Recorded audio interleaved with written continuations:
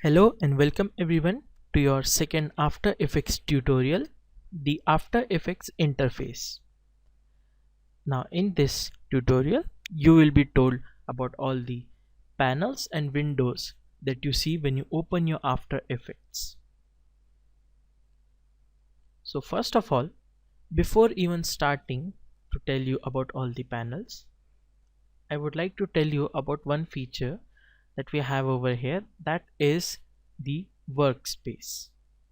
Now the workspace, as you can see, is simply like, for example, when you are working in an office, you set up your desk as you like, your files on left and all the paperwork on the right, or any way that you want, right?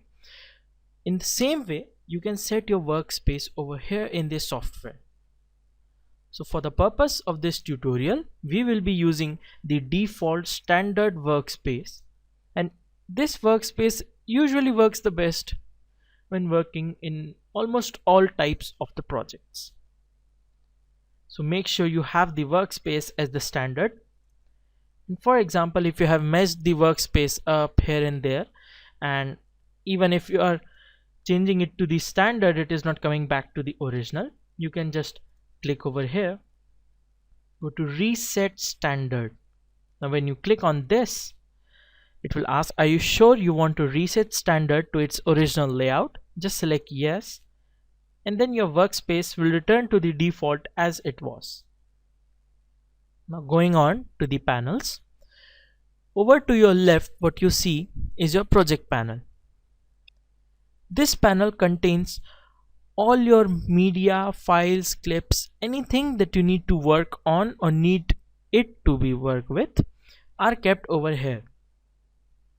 Whatever you import into the After Effects or export from here are done from the project panel. Now over here is your timeline panel. This panel allows us to navigate through time in our clip and manage everything in layers, and we do all the animations in over here and we arrange them according to our needs. Now up in the middle we have this composition panel. In this panel we can view our media, we can preview the files, preview the effects that we have applied, and we can check and manipulate all the animations and settings over here in this composition panel. When you go on to your right, we have this info panel. Now in this info panel you will see two things over here, the X, Y and the RGBA. The X and Y are the coordinates of where your mouse is currently at. For example, when I move this mouse over in the composition panel, you will see the coordinates change according to the movement of my mouse.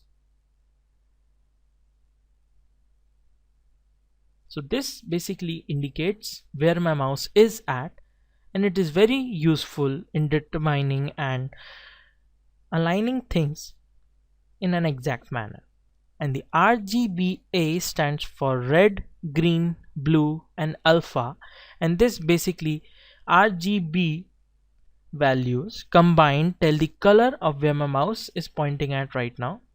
And since we don't have any footage or element, this won't show right now.